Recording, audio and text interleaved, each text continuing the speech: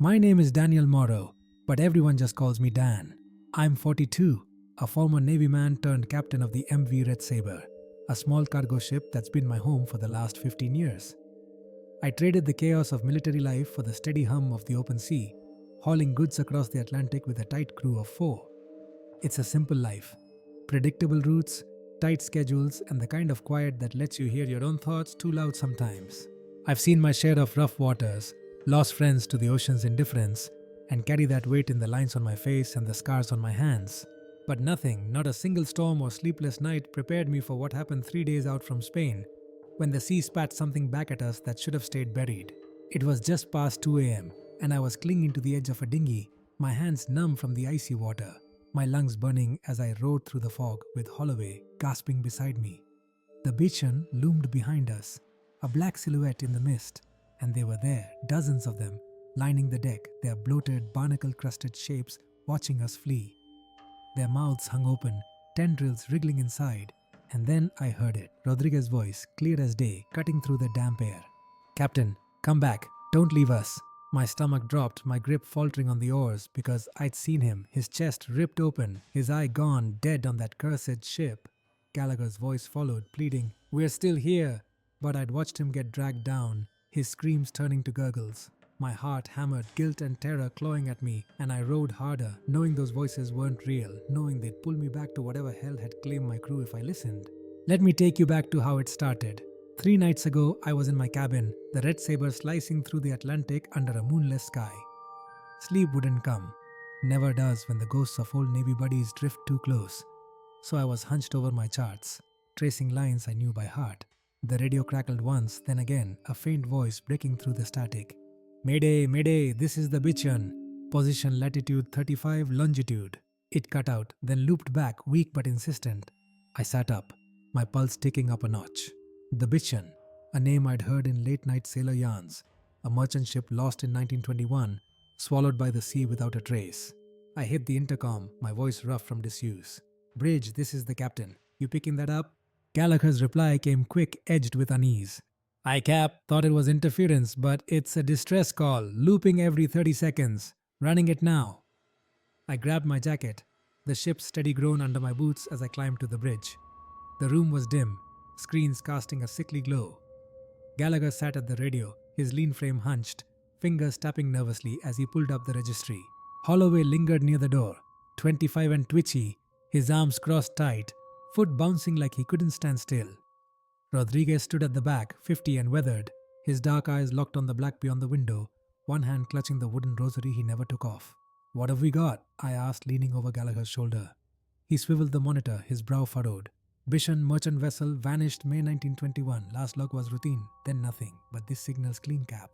No degradation, it's leave." "Live?" I said, sharper than I meant, my chest tightening.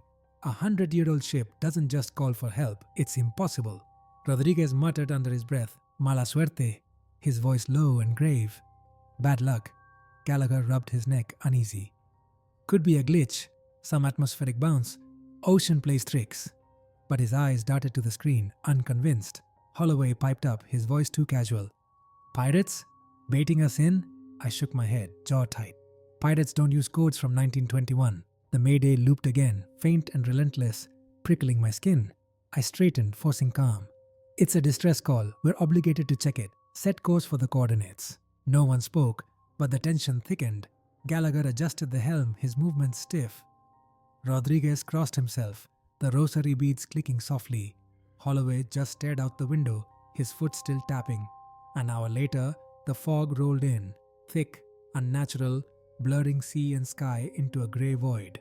My stomach knotted, a familiar dread from Navy days creeping up. Radar pinged, a solid mass, 200 miles ahead. No land, no wrecks, just water. Gallagher tried the radio, his voice steady but tight. "This is MV Red Sabre, responding to Bichon distress call.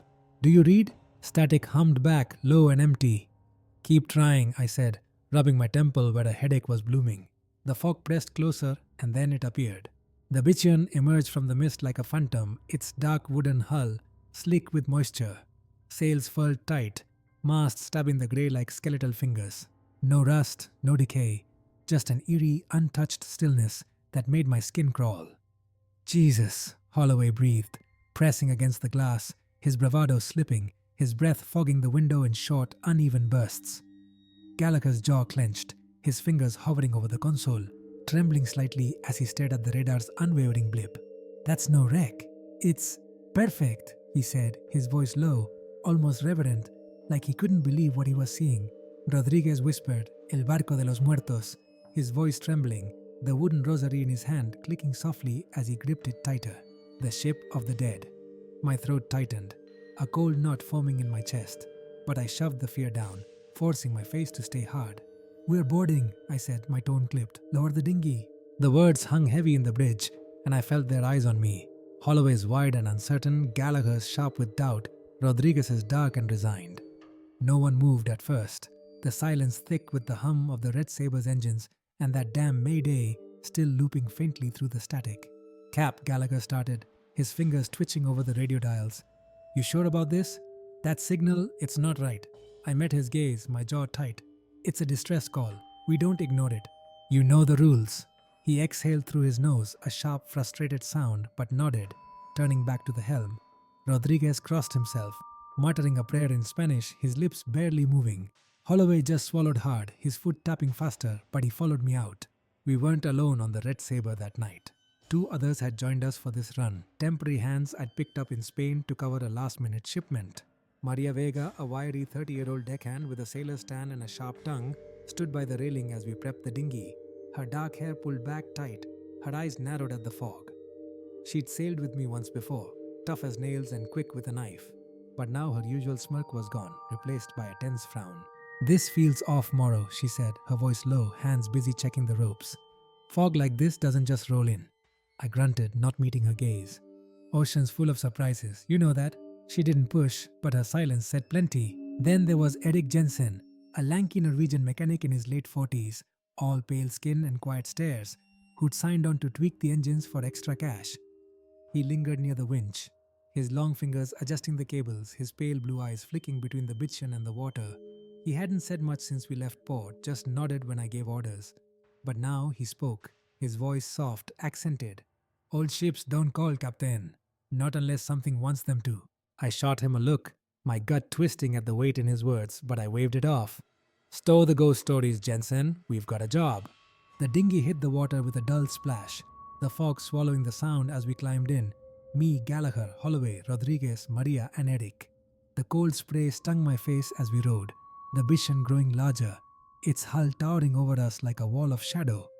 The ladder swayed against it, damp rope slick under my hands, creaking as I tested each rung. I climbed first, my boots thudding softly on the deck, the others following slow and tense. The air up here was heavier, thick with salt and that sour tang I couldn't place, like something alive and rotting at the same time. Lanterns hung unlit, swaying gently in the still air, ropes coiled neat as if someone had just walked away. Bichon! I shouted, my voice sharp, cutting through the mist. It echoed back, then died, swallowed by the grey. Gallagher called too, his tone higher, edged with nerves. Anyone aboard? Nothing, just the faint lap of water against the hull. I turned to the group, my flashlight beam slicing the dark. We split up. Gallagher, Maria, take the upper decks. Holloway, Erik with me on the main, Rodriguez, below. 10 minutes, then regroup. Gallagher's eyes narrowed, his hand pausing on his flashlight. Splitting up's a bad call, Cap. You know what happens in those stories. Maria smirked, but it didn't reach her eyes. Yeah, the dumb ones die first. I ignored the jab, my voice hard. We're wasting time. Move. Rodriguez didn't argue, just adjusted his rosary and headed for the stairs, his steps slow, deliberate. Erik gave me a long, unreadable look before following Holloway. Maria muttered something under her breath and trailed Gallagher up. Holloway, Erik and I moved through a narrow corridor, the damp wood groaning under our boots, the air pressing against my chest like a wet cloth. Unlit lanterns lined the walls, their glass smeared with condensation, reflecting our lights in faint, distorted glimmers. Every door was shut tight, brass handles dull and cold to the touch. Smells wrong, Holloway said, his nose wrinkling, his flashlight jittering in his grip. Like sour milk or something. Erik nodded, his voice low. Not milk. Something older. I didn't answer, my jaw tight as I pushed forward, the sourness seeping into my lungs, making every breath feel heavy. At the end of the hall, one door stood ajar. Captain's quarters. I nudged it open, hinges creaking, and stepped inside. A cot sat against the wall, sheets tucked tight like it'd been made that morning. A chest lay unlatched at its foot, a desk cluttered with maps, ink bottles tipped over and dried, papers curling at the edges. A leather logbook sat open in the center, pages warped with moisture, ink smudged but readable. Holloway hovered by the door, his breath quickening while Eric drifted closer, his pale eyes scanning the room. "Looks lived in," he said, his tone flat but curious. I ran a finger over the desk. Swollen wood, rough and damp, like it had soaked up the sea itself. May 3rd, 1921, I read from the logbook, my voice low, steadying my nerves. Steady winds, crew in good spirits. Routine stuff, weather, course, rations, until May 10th. Voice below deck last night. Bosun heard it too. Crew uneasy. May 13th. Men restless. Everyone sleep below. Whispers in the hold. May 18th scrawled fast, ink bleeding. The sea is speaking. The men are listening. I am the only one left. My stomach dropped, a cold sweat prickling my neck. Holloway shifted, his light shaking. "Stowaway? Mutiny?" Eric tilted his head, his voice soft but chilling. "No, something took them." I closed the book, the thud loud in the silence, my hands trembling slightly. No distress, no storm, just this. And the room, it's like they never left. A thud echoed outside, deep and dull, vibrating through the planks. Holloway spun, his breath hitching, eyes wide. "What the hell was that?" Another sound, shuffling, slow, deliberate, like footsteps dragging over wet wood. "Rodriguez," I called, my voice tighter than I wanted, my pulse kicking up. No answer, just a faint wet drip, drip, drip from somewhere ahead. I stepped out, Holloway and Eric close behind, our lights cutting through the fog that crept inside. Gallagher and Maria met us at the helm, their faces pale, flashlights sweeping the deck. "Heard that?" Gallagher asked, his voice sharp, his knuckles white around his light. Maria nodded, her usual edge dulled. "Came from below. Rodriguez should have been back." Eric's eyes flicked to the stairwell, his expression unreadable. He's not alone down there. My gut twisted, a familiar dread from Navy days clawing up, losing men, hearing their screams in my sleep. "We're checking," I said, my tone hard to mask the shake in it. "All of us." We descended, the sour smell thickening, alive now, pressing against my face like a damp hand. The stairs creaked, slick with moisture, my boots slipping slightly. "Rodriguez!" I shouted, my voice echoing, swallowed by the dark. Silence stretched, then a crash. Wood splintering, a wet gurgle that stopped my heart cold. I moved fast, flashlight slicing shadows, the others tight behind me. Drip, drip, drip. Soft, rhythmic chilling my blood. Gallagher froze, his beam catching red on the floor. A trail glistening, leading around a corner. "Oh God," Holloway whispered, his voice breaking, his light shaking in his hand. I rounded the corner, my breath catching. Rodriguez sprawled against a crate, chest torn open, ribs jagged and white. One eye a black socket, blood pooling under him, his rosary still clutched in a limp, mangled hand. Maria cursed in Spanish, stepping back, her hand on her knife. Holloway gagged, stumbling against the wall, his face green. "What the hell did this?" Gallagher's voice trembled, his light locked on the mess, his hands twitching like he wanted to run. Eric knelt, too calm, peering at the wounds. Not claws, teeth. Something bit him, through him. My stomach churned, bile rising, but I forced it down, my mind racing. "We take him," I said, my voice rough, guilt clawing at me. "He's not staying here." Holloway's eyes blazed, panic spilling over. "He's dead, Cap! Look at him, we'll be next." "We take him," I repeated, harder, my chest tight with the weight of losing another man. Maria nodded, grim. "He deserves that much." Gallagher swallowed, his shoulders stiff, but he stepped forward. Eric just watched, silent, his pale eyes unreadable. We dragged him, me and Gallagher on his legs, Holloway and Maria under his arms, Eric trailing with the lights. The ship groaned, every step heavy, the air thick with blood and that sour rot. Near the stairs, Maria stopped, her light flickering. "Wait, listen." A low hum rose from the dark, not mechanical, organic, wet, like breath through ruined lungs. My skin prickled, my grip tightening on Rodriguez's ankle. Then a figure stepped into the light, bloated, grey-blue skin cracked like leather, barnacles clinging to its neck and arms, eyes gone, just black sockets weeping seawater. Its mouth hung open, black gums framing jagged teeth, tendrils flicking inside like eels, dripping with slime. It croaked, a deep, guttural sound that rattled my bones, and lunged, its webbed hand swiping at Maria. She dodged, her knife flashing, slicing its arm. Black ooze spilled, stinking of decay, but it didn't flinch. "Move!" I yelled, dropping Rodriguez, my heart slamming against my ribs. We scattered, Maria slashing, Holloway swinging his flashlight like a club, Gallagher shoving crates to block it. Eric grabbed a wrench, smashing its skull. Crack! The thing staggered, leaking brackish water, but more came. Dozens, crawling from the shadows, some limping on bent legs, others scuttling on all fours, their wheezes a chorus of death. "Up!" I shouted, shoving Holloway toward the stairs. Gallagher tripped, a hand snagging his ankle. He screamed high and raw, his nails clawing the wood as they pulled him back. Maria lunged, stabbing the thing's arm, but another grabbed her, its tendrils wrapping her wrist. I swung my flashlight, cracking its jaw. Her arm came free, slick with ooze, her face twisted in pain and rage. We were cornered in the lower deck, the air thick with that sour rot and the coppery tang of Rodriguez's blood. His body limp where we dropped him. The creature loomed closer, its bloated grey-blue skin glistening under our flashlights, barnacles cracking as it moved, tendrils flicking from its gaping mouth like hungry worms. My heart slammed against my ribs, sweat stinging my eyes, every muscle coiled tight. Maria slashed at it with her knife, her breath hissing through gritted teeth, black ooze splattering her arm as she carved into its webbed hand. Holloway swung his flashlight wild, cracking its jaw with a dull thud, his face pale, eyes wide with panic. Gallagher shoved a crate between us and it, his hands shaking, his voice a raw shout. "Back! Get back!" Eric brought his wrench down hard, crack, smashing its skull, the thing staggering, leaking brackish water that pooled on the deck, stinking of salt and death. But it wasn't alone. The shadows erupted, dozens of them, crawling from the dark, their wheezes a wet chorus that clawed at my ears. Some limped on legs bent wrong, others scuttled on all fours, fingers webbed and black, nails splitting as they dragged across the wood. "Up!" I yelled, my voice breaking, shoving Holloway toward the stairs.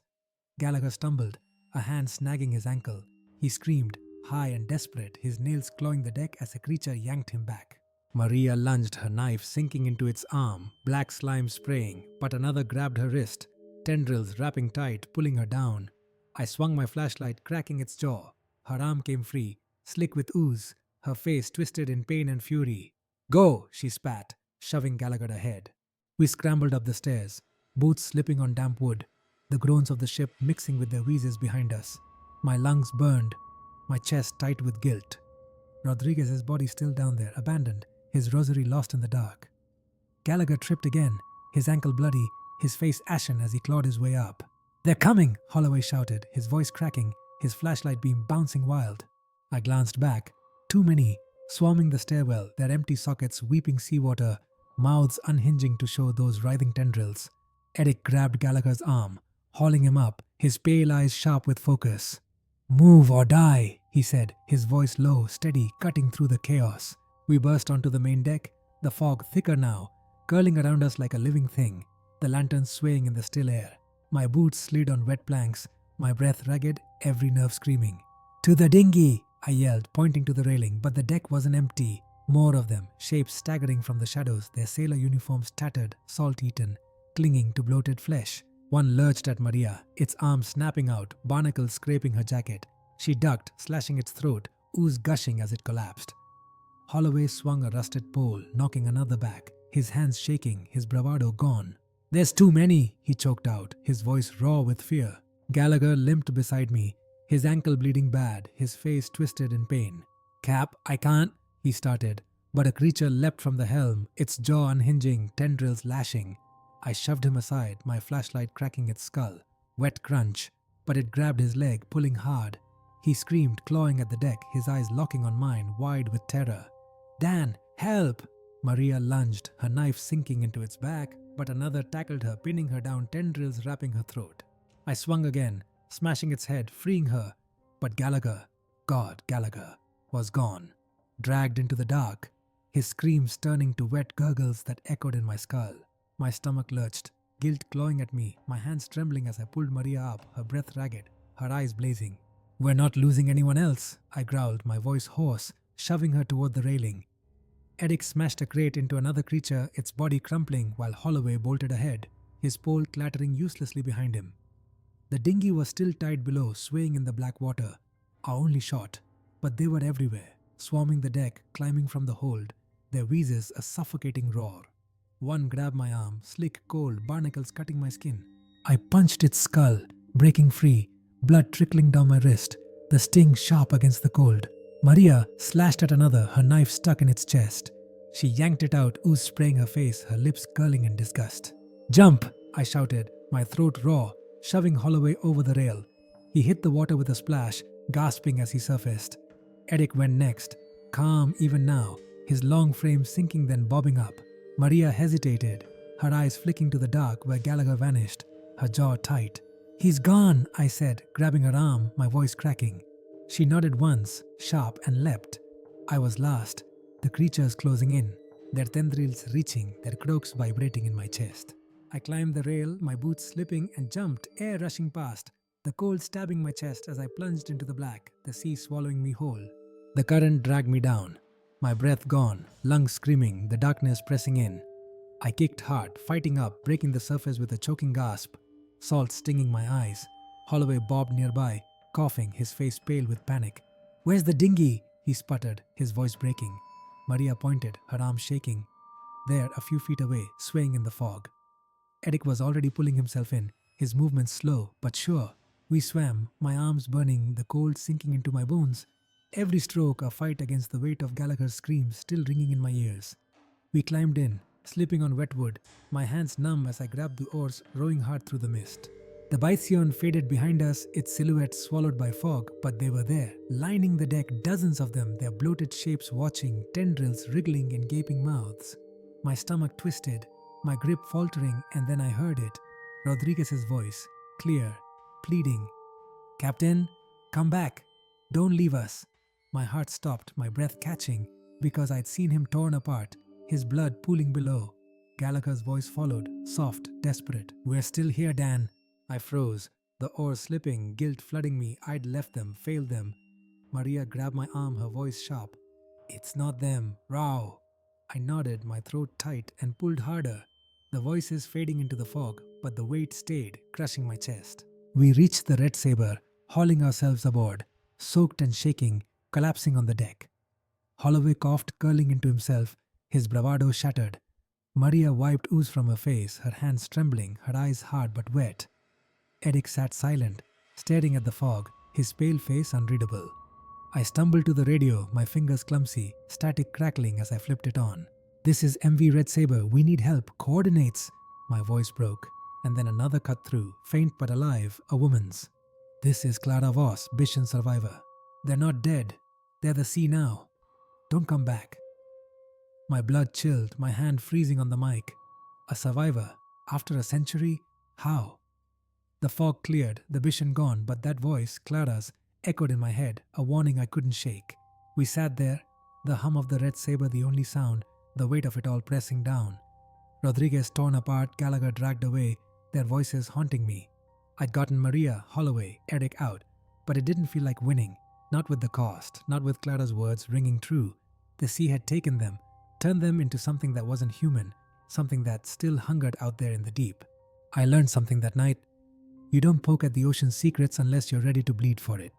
We thought we could chart it, control it, but it's alive, patient, and it remembers. Me, Maria, Holloway, Eric, we're alive, but we're marked, carrying scars that won't fade, voices that won't stop whispering in the dark.